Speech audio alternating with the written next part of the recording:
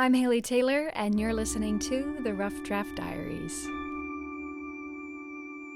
We're picking up with our connections on the Rough Draft Diaries. 2 weeks ago, the Beach House Family Shelter was nominated to be on the program, and that's the direction we're headed. The only problem is when I arrived at the Beach House Family Shelter, I realized that they changed their name. My name is Tammy Holder, and I am the CEO of Leading Families Home.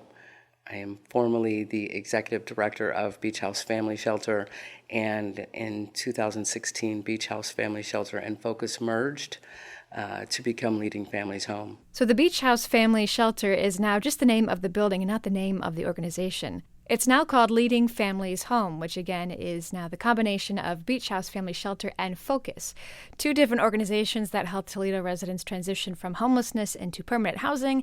They've simply combined their efforts. Focus was founded in 1982, and the Beach House Family Shelter was founded in 1921, and that's where we'll begin this story on the Rough Draft Diaries. Helen Beach Jones was actually the wife of former Mayor Golden Rule Jones. Helen Beach Jones was part of the Women's Protective Association, and women and children that were homeless at that time were actually being housed in the LaGrange Street jail.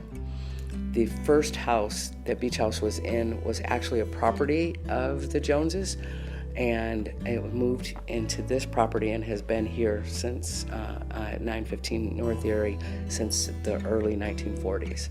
In 1980s, they could see that there was more of a need for the father, because originally it was for single women and then women with children, and could see that there was more of a need for fathers in the families. And so in the early 1980s, the mission was changed to include husbands and fathers, dads with children, and married couples.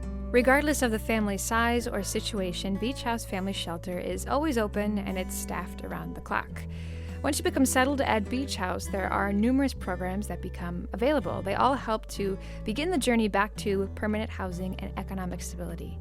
Some of the programs include their Rapid Rehousing Project, which enables families and individuals to obtain safe, affordable housing. There's the Permanent Supportive Housing Project, which supports individuals diagnosed with a long-term disability. They have the Family Advocate Assistance Program that provides support to families through education, mediation, and direct assistance. They have an Employment Solutions Program, a Veterans Program, and a Supplemental Security Income Project as well. No matter how or when an individual became homeless, Beach House wants to provide a program that fits the needs of their participants. And they see a wide range of participants, all with different backgrounds. I've served people with PhDs. We've served people with master's degrees.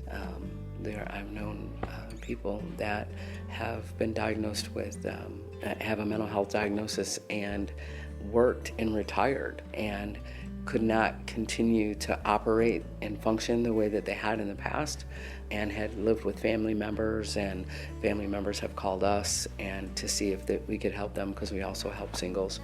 And so, like I said, any reason that you could think of, loss of job, multiple reasons for people needing us and needing our help. So how does the program work? Can a homeless individual just show up to the Beach House Shelter?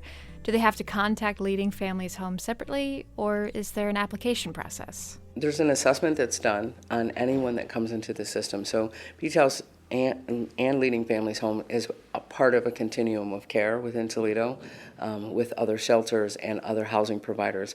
And so anyone that becomes homeless actually contacts United Way 211 to get into the system. They can come here and we can still help navigate through that, but if they come here and there's not any beds available, we want to get them quickly to where there is help available for them. Once they're here, we will look at that assessment, and that assessment is scored, and then that will decide where the person will go next and how the person, and it's definitely the person's choice of how they want to do that. And so that's what we want. We want it to make that homelessness as short as possible, and then get them stabilized in the home of their own, so that they can then be independent after that, after their work with us is over, and we can get them connected to the resources that are closest to them, make sure that they're able to stabilize anything that's going on in their own family. So it happens usually pretty quickly.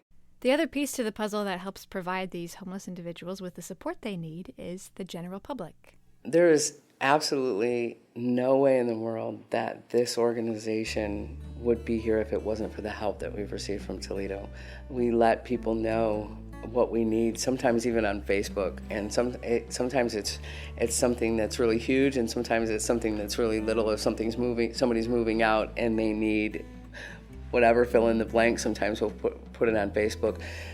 It just lets us know that people want to help, and when we let them know that we need the help, they have really provided that help to us. And I think that Toledo as a community is extremely resource rich and extremely generous for those people in our community that need them.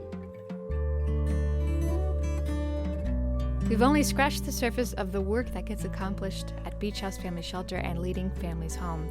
So that's why we'll stay with Beach House for one more week here on the Rough Draft Diaries. Next time, we'll talk to a man who has graduated from the Beach House program and what his life looks like now outside of the homeless shelter. For now, I'm Haley Taylor, and thanks for listening to the Rough Draft Diaries.